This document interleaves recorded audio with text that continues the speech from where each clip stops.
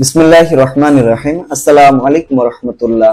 প্রিয় শিক্ষার্থীরা, আজকের ক্লাস আমরা এসএসসি 2025 সালের পদার্থবিজ্ঞানের সিলেট বোর্ডের সৃজনশীল প্রশ্নগুলোর সমাধান নিয়ে আলোচনা করব। প্রথমে হচ্ছে 1 নম্বর প্রশ্ন। তো 1 নম্বর প্রশ্নটা হচ্ছে স্থির তড়িৎ এই অধ্যায় থেকে দেওয়া বা স্থির বিদ্যুৎ অধ্যায় থেকে দেওয়া। তো প্রথম 5 নম্বর প্রশ্ন হচ্ছে ধারক কাকে বলা হয়। ধারক হচ্ছে, দেখো, কাছাকাছি স্থাপিত দুটি পরিবাহকের মধ্যবর্তী স্থানে অপরিবাহী পদার্থ রেখে বা অন্তরক পদার্থ রেখে চার্জ জমিয়ে শক্তি সঞ্চয় করে রাখার যান্ত্রিক কৌশলকেই ধারক বলা হয়ে থাকে। এরপরে খ নম্বর প্রশ্ন, তড়িৎ ক্ষেত্র ও তড়িৎ তীব্রতা একই নয় কেন? মানে কেন কেন আলাদা আর কি। তো দেখো, তড়িৎ ক্ষেত্র এবং তড়িৎ তীব্রতা আলাদা। তড়িৎ ক্ষেত্র হলো একটি আধানের প্রভাবযুক্ত অঞ্চল, মানে যে অঞ্চল জুড়ে একটি আধানের প্রভাব বজায় থাকে সেটাকে বলা হয় তড়িৎ ক্ষেত্র। অর্থাৎ তড়িৎ ক্ষেত্র একটা কিন্তু জায়গা বা স্থান। আর তড়িৎ তীব্রতা হলো ওই অঞ্চলের কোনো বিন্দুতে একক ধনাত্মক আধানের উপর বলের পরিমাণ। মানে ওই তড়িৎ যে অঞ্চলটা, তড়িৎ ক্ষেত্রটা আর কি, ওই তড়িৎ ক্ষেত্রের ভিতরে যদি একক ধনাত্মক আধান স্থাপন করা হয় তাহলে সেটা কি বল অনুভব করবে, কেমন বল অনুভব করবে, ঠিক আছে, এটাকে বলা হয় তড়িৎ তীব্রতা। কত নিউটন বল অনুভব করবে এটাকে বলা হয় তার তীব্রতা। তার মানে তীব্রতা একটা রাশি।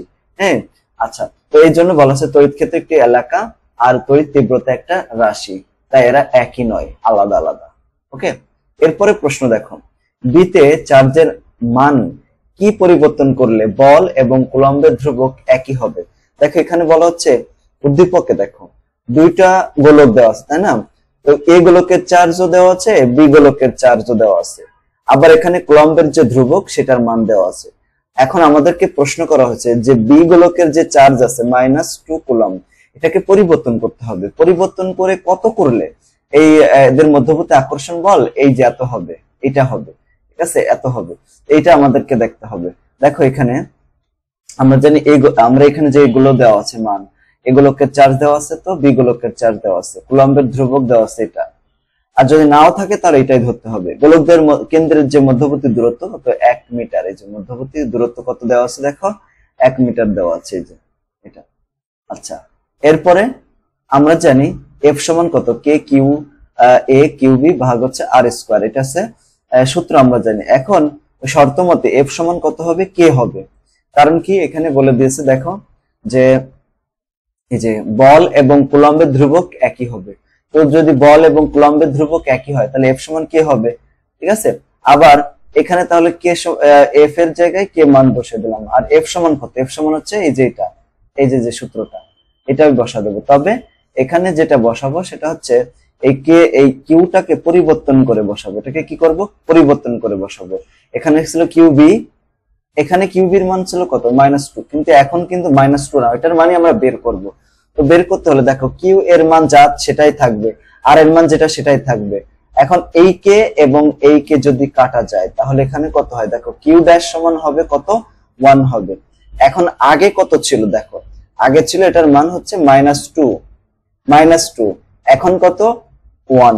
তাহলে পরিবর্তন কতটুকু করতে হবে, তো এইটা বড়, এই যে এটা তো বড়, এই যে 1 তো বড়, এটা হচ্ছে -2, তো বড়টা থেকে ছোটটা বিয়োগ করে দেবো। তাহলে এই যে মাইনাসে মাইনাসে এখানে কত হয়ে গেল, +3 কুলম্ব হয়ে গেল, +3 কুলম্ব হয়ে গেল, ঠিক আছে।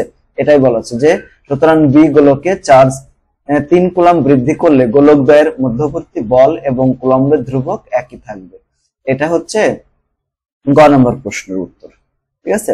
এরপরে প্রশ্ন দেখো, এখানে বলছে যে উদ্দীপকের এ গোলকে আরো 1 কুলম্ব ধনাত্মক চার্জ করলে, যুক্ত করা হলে পরিবর্তিত অবস্থার সাথে পূর্বের অবস্থায় তড়িৎ বলরেখার বৈশিষ্ট্যের পরিবর্তন চিত্র একে ব্যাখ্যা করতে হবে। মানে তড়িৎ যে বলরেখা রয়েছে ওই বলরেখার কিরূপ পরিবর্তন হবে, ঠিক আছে, ওদের পরিবর্তনটা আবার আমাদের চিত্রের মাধ্যমে দেখাইতে হবে। দেখো, তাহলে এখানে এভাবে আমরা বলবো যে আমরা জানি ধনাত্মক চার্জ থেকে তড়িৎ বলরেখা বের হয় আর ঋণাত্মক চার্জে কেন্দ্রীভূত হয়। চার্জ যত বেশি হবে প্রতি একক আয়তনে বলরেখার সংখ্যা তত বেশি হবে। উদ্দীপকে এ এবং বি গোলকে যথাক্রমে 1 কুলম্ব এবং 2 কুলম্ব চার্জ আছে, তাই বি গোলকের চার্জ বেশি হয় তার চারপাশে বলরেখার ঘনত্ব বেশি হবে। এখানে একটু মাইনাসটা হবে, এখানে মাইনাস হবে, হ্যাঁ।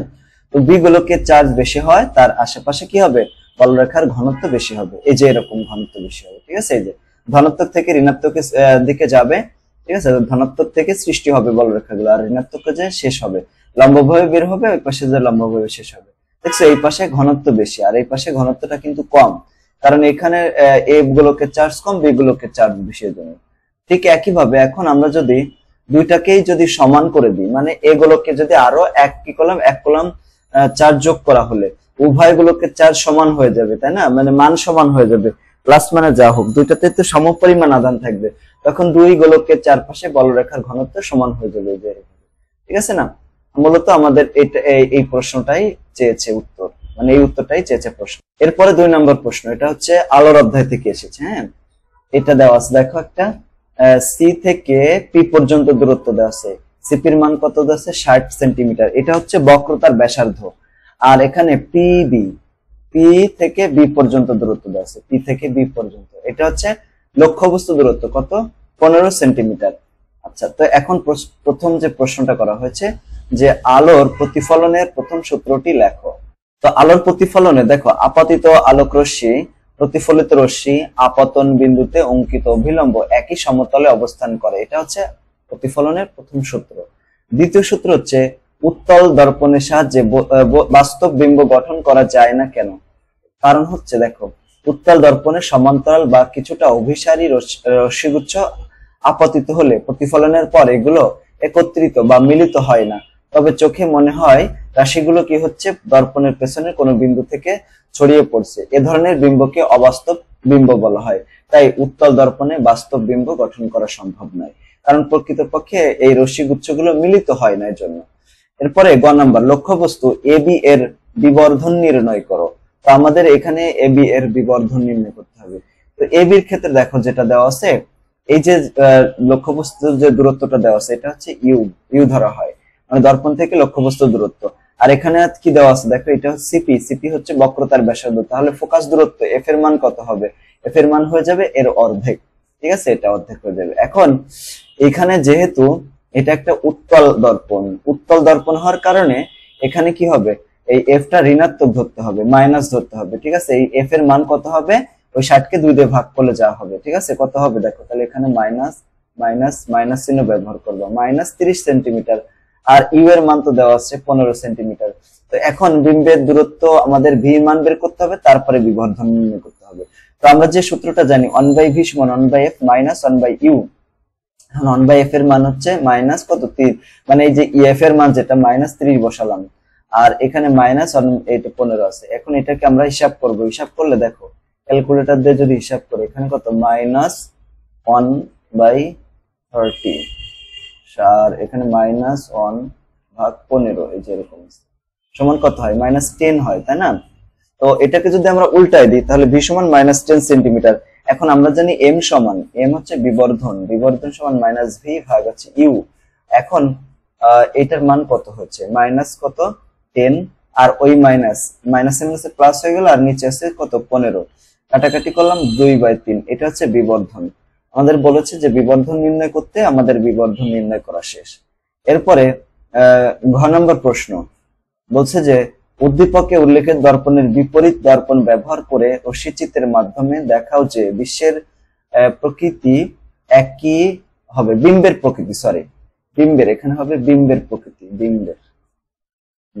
প্রকৃতি একই হবে। তো এখানে আমাদের যেটা বলেছে উদ্দীপকের যে দর্পণটা আছে, ঠিক আছে, এই দর্পণটা হচ্ছে কি উত্তল দর্পণ। তো উত্তল দর্পণ এখন আমাদের ব্যবহার করতে হবে অবতল দর্পণ, তাই না? দেখো উদ্দীপকে উল্লেখিত দর্পণটা হচ্ছে উত্তল, তাই এর বিপরীত দর্পণ হলো অবতল দর্পণ। অবতল দর্পণে কেবল তখনই অবাস্তব বিম্ব গঠন হয় যখন বস্তুটি মেরু এবং ফোকাসের মাঝে থাকে।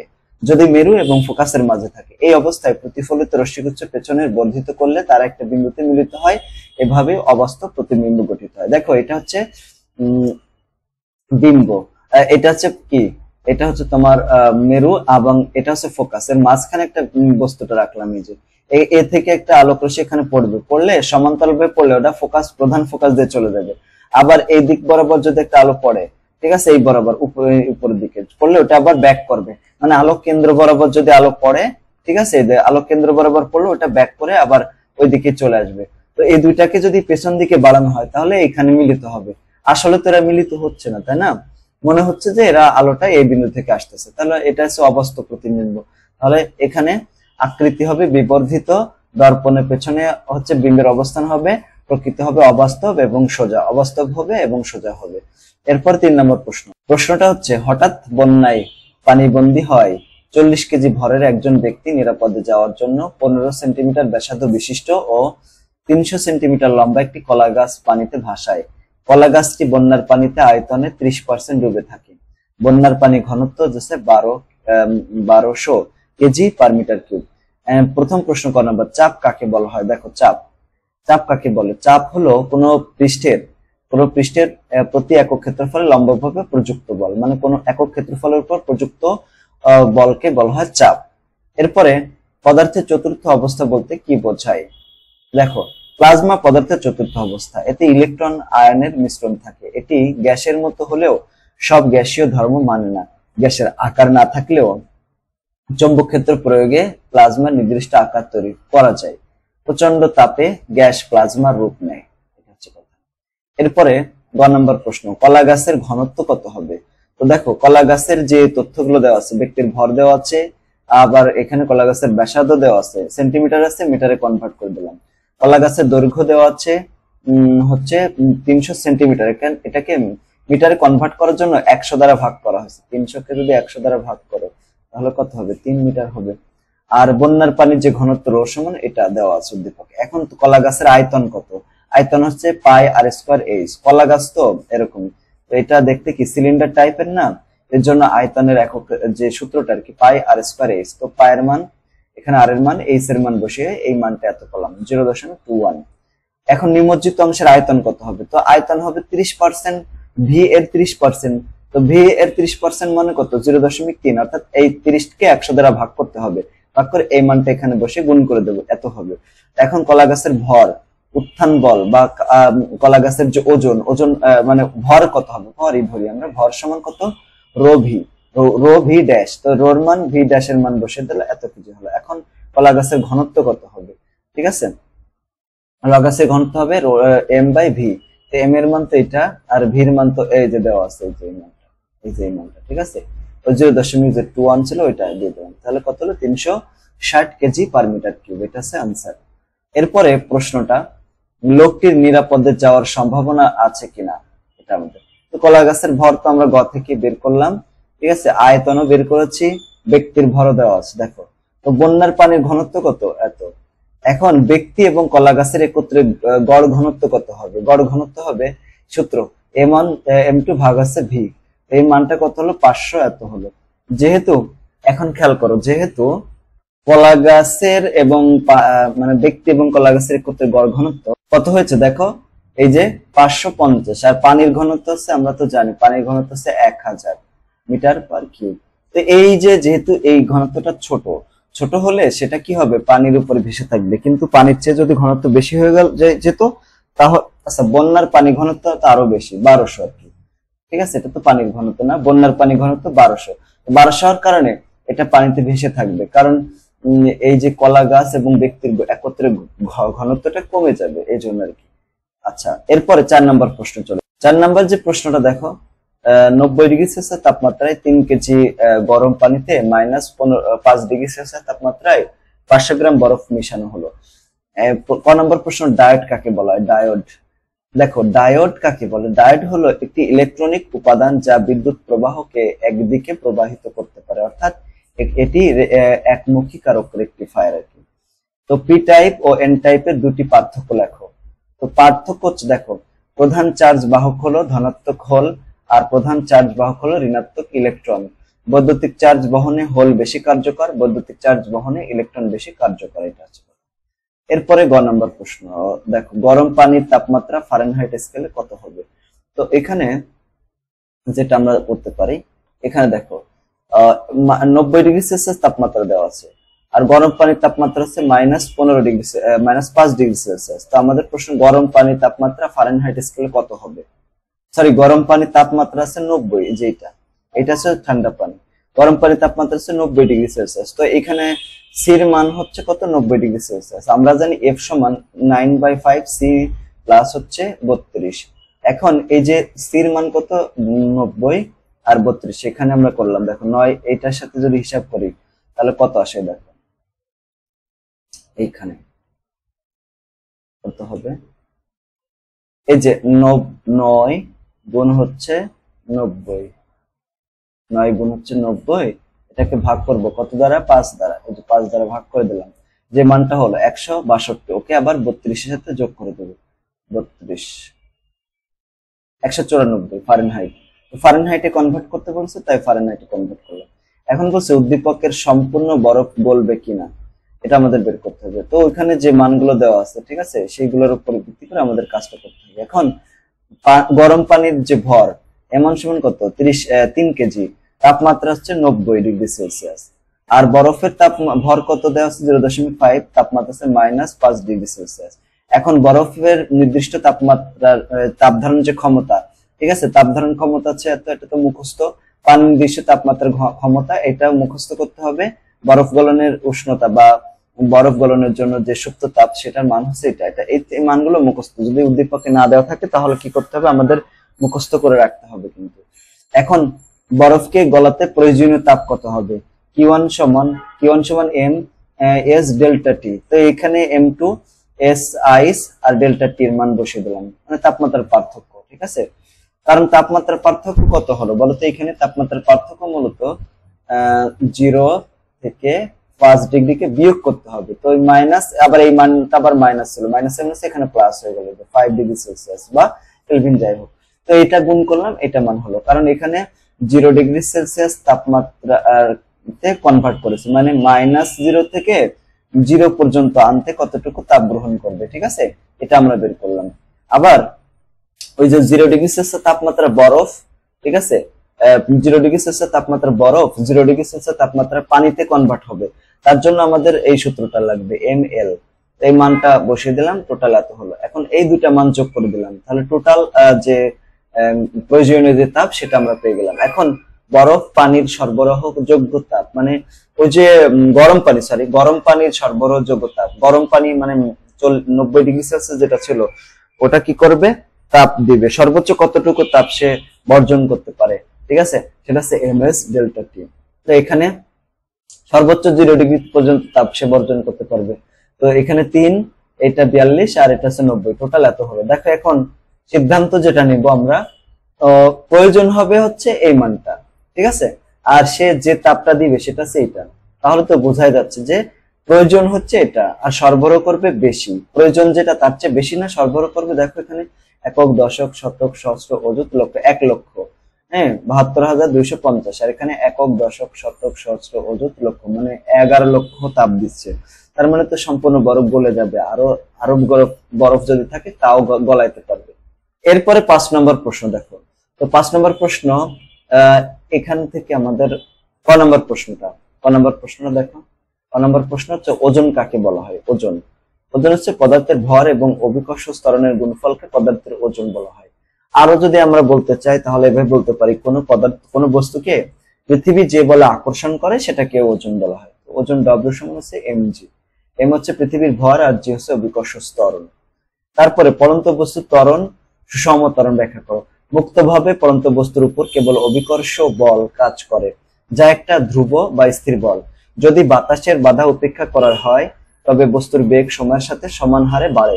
তাই বেগ বৃদ্ধির হার অর্থাৎ ত্বরণও সময়ের সাথে অপরিবর্তিত থাকে। এ কারণে মুক্তভাবে পড়ন্ত বস্তুর ত্বরণ সুষম হয়। এটা হচ্ছে খ নম্বর প্রশ্ন। গ নম্বর হচ্ছে, কত সময় পর বস্তুদ্বয়ের ঘর্ষণ হবে, মানে দুইটা একসাথে মিলে যাবে কত সময় পরে। দেখো এই যে এ বস্তুটা এবং বি বস্তুটা দুইটা বিপরীত দিকে আসতেছে, মধ্যবর্তী দূরত্ব তাদের 300 মিটার।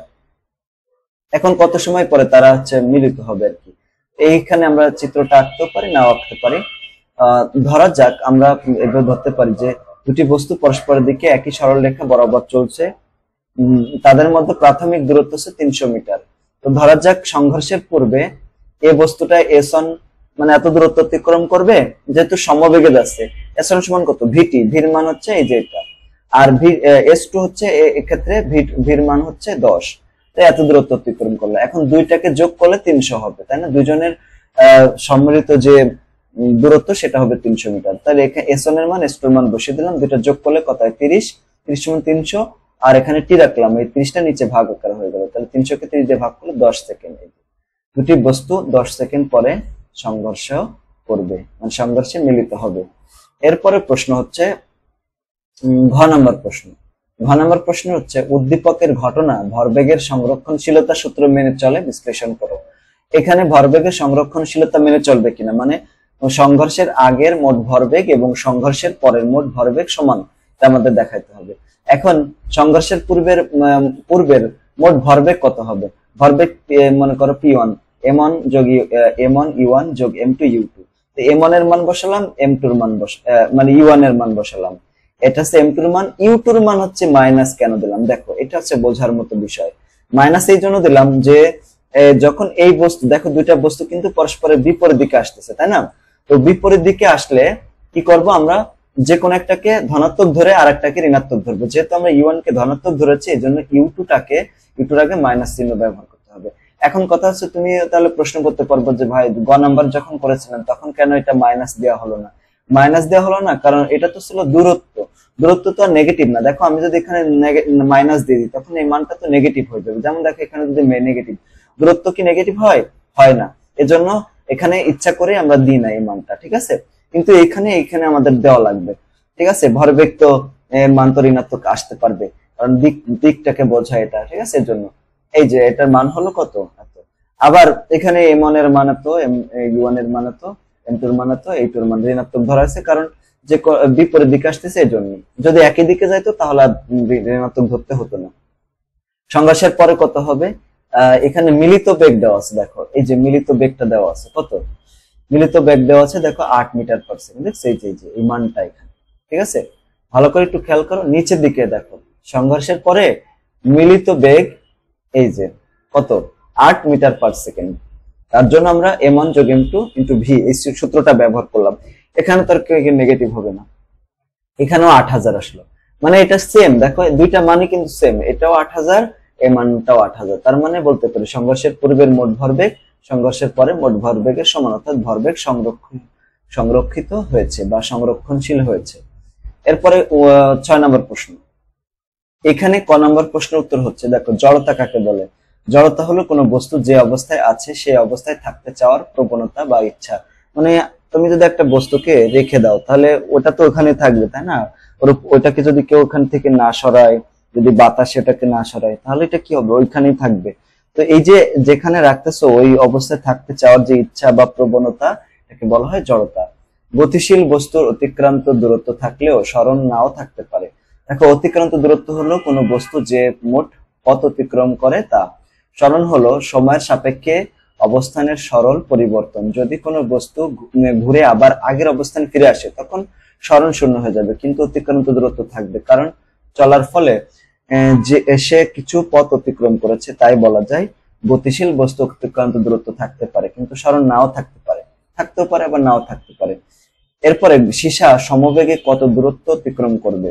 সরি সীমা বাড়ি থেকে এই যে 4 মিটার পার সেকেন্ড স্কয়ার ত্বরণে 20 সেকেন্ডে যাত্রা করার পর 2 মিনিট সমবেগে চলে মামার বাড়ি পৌঁছানো। এখন এই যে বলছে যে সমবেগে কত দূর যাবে, সে সমবেগটাই কত দূর যাবে, তাহলে সেই বেগটাই তো আগে প্রথমে বের করে নিতে হবে, তাই না? যেমন দেখো এখানে ত্বরণ দেওয়া আছে, আর ত্বরণকাল মানে কতটুক সময় সে ত্বরণে গিয়েছে আর কি সেটা দেওয়া আছে, আর সমবেগে কতটুকু অতিক্রম করছে 2 মিনিট মানে 120 সেকেন্ড। এখন ত্বরণকালে অতিক্রান্ত দূরত্ব কত হবে তার, ঠিক আছে? ত্বরণকালে দূরত্ব হবে এই যে হাফ মানে ইটি প্লাস হাফ এটি স্কয়ার। তো এখানে আমরা এস এর মান বের করলাম। মূলত এটা আমাদের লাগবে না, এই যে লাইনটা, ঠিক আছে? এই লাইনটা আমাদের লাগবে না এই অঙ্কের ক্ষেত্রে। আমাদের লাগবে ত্বরণ কত হবে শেষে, মানে ত্বরণ শেষে তার বেগ কত হবে। তো ভি সমান কত? ইউ প্লাস এটি, তাই না? ইউ আদি বেগ শূন্য, এর জন্য আমরা এটা দিলাম। এখানে এর মান বসিয়ে দিলাম, টির মান বসিয়ে দিলাম, তাহলে কত হলো 80 মিটার পার সেকেন্ড। এখন ওই এই যে বেগটা হলো এই বেগে পরে সে চলা শুরু করেছে, ঠিক আছে? কত সময়? 2 মিনিট বা 120 সেকেন্ড। তো এখানে এস সমান কত? ভিটি। এই সূত্র কেন? কারণ সমবেগ অতিক্রম করে সূত্র আছে এটা, তাহলে এই মানটা যাবে, ঠিক আছে? অর্থাৎ সীমা সমবেগে 96 মিটার দূরত্ব অতিক্রম করেছিল।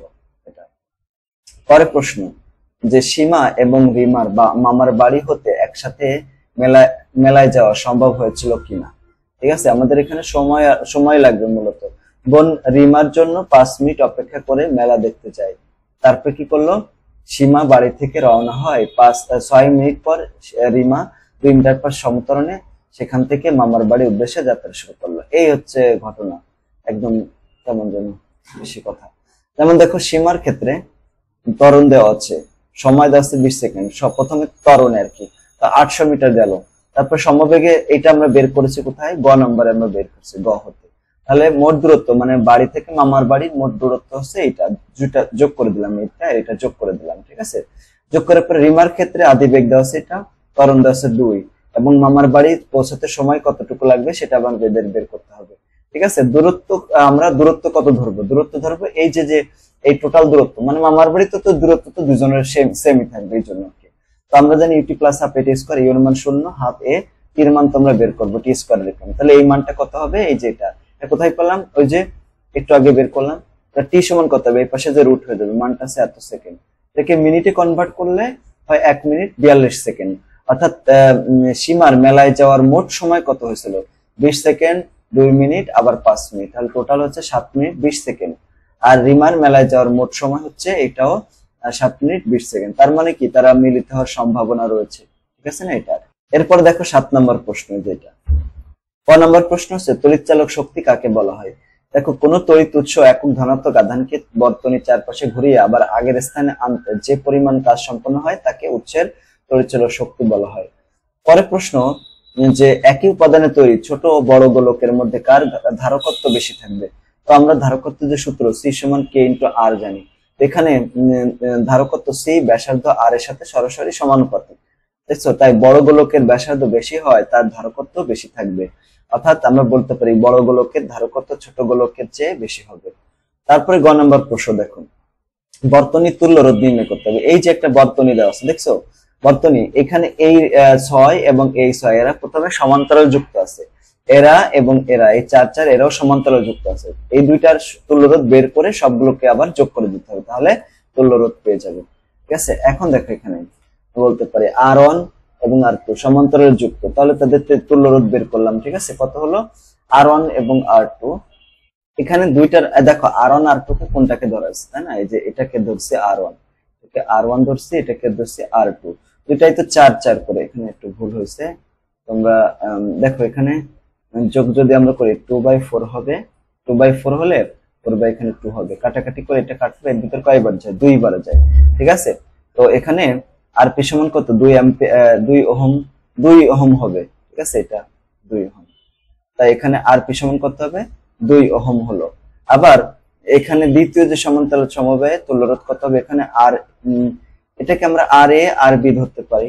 ঠিক আছে, এই যে এটা, অথবা R3 R4 ধরতে পারি, যেটাকে আর এ আর বি ধরতে পারি। হ্যাঁ, যেটা এটা ধরলাম, এইটার মান কত হলো, এটাও 1/6, তো এটার মান কত হবে, 3 ওহম হলো। এখন এরা আবার সমান্তরাল যুক্ত আছে, কোনটা কোনটা দেখো, এদের তুল্যরোধ কত হয়েছে 2, এখানে কত হয়েছে 3, আর এখানে এই 3, এই 2 3 এবং এই 3 টোটাল এটা আবার সমান্তরাল শ্রেণীতে যুক্ত আছে, তাই টোটাল হলো 8, তাহলে 8 ওহম হবে, 8 ওহম। এরপরে বলছে যে রোধগুলোকে কিভাবে পুনর্বিন্যস্ত করলে তড়িৎ প্রবাহ একই থাকবে তাদের ব্যাখ্যা করতে হবে। ওই রোধগুলোকে যদি আমরা খুলে এই 4 অ্যাম্পিয়ারের সাথে এই 6 অ্যাম্পিয়ার, এই 4 অ্যাম্পিয়ারের সাথে এই 6 অ্যাম্পিয়ার যোগ মানে শ্রেণীতে, এই দুটাকে শ্রেণীতে দিয়ে ওদেরকে আবার সমান্তরাল যুক্ত করে দিলে যা হবে, ওটার সাথে যদি R1টাকে আমরা শ্রেণীতে যুক্ত করি তাহলে তুল্যরোধ কত হবে, মানে তড়িৎ প্রবাহ একই থাকবে। তো প্রথমে আমাদের তড়িৎ প্রবাহটা বের করতে হবে। ঠিক আছে, এখানে তড়িৎ বিভব যেটা দেওয়া আছে 12, তুল্যরোধ তো আমরা গ থেকে বের করেছি, এটা গ থেকে বের করলাম। তো তড়িৎ প্রবাহ I সমান V/R, এটার মান কত হলো 1.5 অ্যাম্পিয়ার। এখন রোধগুলোকে এমন ভাবে যুক্ত করতে হবে যাতে তড়িৎ প্রবাহ এত থাকে, অর্থাৎ মূল যে তুল্যরোধ এটা থাকবে, আরটি থাকবে, হ্যাঁ এরকম থাকবে।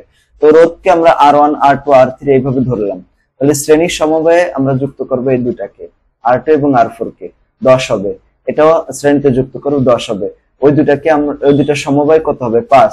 ওই 5-এর সাথে আমরা যদি এই যে 1 যেটা আছে এটাকে যদি আমরা কি করব, শ্রেণীতে যুক্ত করি, তাহলে তুল্যরোধ কত হচ্ছে, 8 হচ্ছে। দেখছো, তো তুল্যরোধী যে 8 হলে তড়িৎ প্রবাহ 1.5 থাকতেছে। এইভাবে আমরা যুক্ত করব। এরপরে 8 নম্বর প্রশ্ন দেখো, এটা হচ্ছে তরঙ্গ অধ্যায় থেকে এসেছে আর কি। 9 নম্বর প্রশ্ন, শব্দের তীব্রতা কাকে বলে? দেখো, শব্দের তীব্রতা বলতে একক ক্ষেত্রফলের মধ্য দিয়ে শব্দ তরঙ্গ যে হারে শক্তি সঞ্চালিত করে সে হারকে বোঝানো হয়েছে। তারপরে খ নম্বর, আলো কোন ধরনের তরঙ্গ? আলো একটি তড়িৎ চৌম্বকীয় তরঙ্গ। এটি শূন্যস্থানেও ছড়াতে পারে। এতে তড়িৎ ও চৌম্বক ক্ষেত্র একে অপরের লম্ব এবং গতিপথের উপর লম্বভাবে দোলন করে। ঠিক আছে, তাই বল মানে আলো হলো অনুপ্রস্থ তরঙ্গ, কারণ এর কম্পনের দিক তরঙ্গের গতিপথের সাথে সমকোণে থাকে। ঠিক আছে, এটা। এরপরে এ হতে মানে গ নাম্বার, প্রতিফলকের দূরত্ব নির্ণয় করতে হবে। এ হচ্ছে এখানে দেখো, এ হতে এই যে প্রতিফলকের যে দূরত্ব, এখান থেকে এই পর্যন্ত দূরত্ব বের করতে হবে। বলছে এ হতে প্রতিফলক পৃষ্ঠে শব্দ পৌঁছাতে 6 সেকেন্ড সময় লাগলো, আর 0 ডিগ্রি সেলসিয়াস তাপমাত্রা শব্দের বেগ দেওয়া সেটা। তাহলে আমাদের এখান থেকে এ থেকে এই পর্যন্ত দূরত্ব বের করতে হবে। ঠিক আছে, এখন আমরা জানি শব্দের বেগ শব্দের তাপমাত্রার উপর নির্ভর করে, তাপমাত্রার উপর, তাই না? তো ভি সমান এটা সূত্র, তো ভি2 সমান তো 320, এটা ধরছি 0 ডিগ্রি সেলসিয়াস তাপমাত্রা। এখানে তো টি2 মানে কত? 0 ডিগ্রি মানে 273 কেলভিন। টি1 সমান কত? 293 কেন? কারণ 273 এর সাথে আরো 20 যোগ করতে হবে, তাহলে কত হলো? 293 হলো।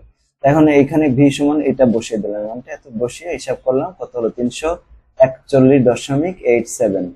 এখন 20 ডিগ্রি সেলসিয়াস তাপমাত্রা শব্দের গতি কত হবে? গতি হবে এই যে এই মানটা এই যে এখানে বসিয়ে দেব। হ্যাঁ, প্রতিফলকের দূরত্ব টি সমান কত? 6 সেকেন্ড।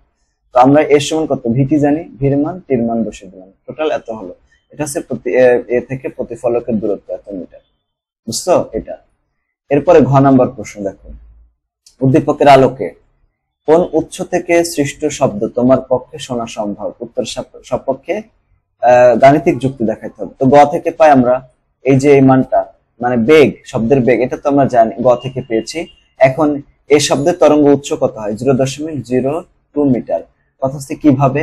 দেখো, এখান থেকে এই যে একটা, দুইটা, আড়াইটা তরঙ্গ দৈর্ঘ্যের মান কত? 5। তার মানে 5 ল্যামডা এ সমান কত? 5। ঠিক আছে, সরি আড়াইটা 2.5। তাহলে এখানে ল্যামডা এ সমান কত হবে? 5 ভাগ হচ্ছে 2.5। এই যে 5 ভাগ 2.5, 5 ভাগ 2.5, এটার মান কত আসে? 2। ওটাকে আবার 100 দ্বারা ভাগ করতে হবে, তার মানে মিটারে কনভার্ট করব, 0.02। একইভাবে এই মানটাও বের করলাম। ঠিক আছে, এই মানটা কত দেওয়া আছে? 5। এখান থেকে কয়টা? এখানে এইটুকু আছে একটা, মানে একটা সংকোচন আর প্রসারণ মিলে হয়েছে একটা তরঙ্গ দৈর্ঘ্য। 1, তারপর কয়টা? 2টা, এই 3টা, 3.5টা, 3.5 ল্যামডা বি সমান হচ্ছে 5। তাহলে এখান থেকে ল্যামডা বি সমান কত হবে? 5/3.5। এটাকে আবার 100 দ্বারা ভাগ করলে আমরা মান পাবো, এই যে মানটা পেয়ে যাবো। ঠিক আছে, আচ্ছা, এখন আমরা জানি ভি সমান কত? F lambda. তো এখানে ভি এ সমান কত আছে? এফ এ সমান কত আছে? দেখো, এফ এ ইন্টু ল্যামডা এ সমান হচ্ছে ভি। তাহলে এফ সমান কত আছে? V by lambda. ভির মান বসিয়ে দিলাম আর ল্যামডার মান বসিয়ে দিলাম, হিসাব করবো, এত হার্জ হয়ে গেল। এখন একইভাবে ভি, এখানে আমাদের ভি বির ক্ষেত্রে এফ বি কত হবে? এই যে মানটা হবে। এখন কোনটা আমার পক্ষে শোনা সম্ভব? আমরা যেটা জানি, দেখো, মানুষের শ্রবণ সীমা হচ্ছে 20 হার্জ থেকে 20,000 পর্যন্ত। এখন দেখো, এটা হচ্ছে 17,000, এই যে 17,000 এত, আর এটা 24,000-এর বেশি। তো এটা শুনতে পারবো না, তার মানে এ উৎসের শব্দ আমরা শুনতে পারবো, বি উৎসের শব্দ আমরা শুনতে পারবো না। তো আলহামদুলিল্লাহ, আমরা যে সিলেট বোর্ড 2025 সালের এসএসসি পদার্থবিজ্ঞানের সমস্ত যে প্রশ্নগুলো ছিল সিকিউতে, অর্থাৎ সৃজনশীলে, আমরা সবগুলো আনসার করে ফেললাম। ইনশাআল্লাহ পরবর্তী ক্লাসে আমরা অন্য একটা বোর্ডের সমাধান করব। ক্লাসটা যদি ভালো লেগে থাকে তো আমাদের জন্য দোয়া করবে। সবাইকে ধন্যবাদ। আসসালামু আলাইকুম ওয়া রাহমাতুল্লাহি ওয়া বারাকাতুহু।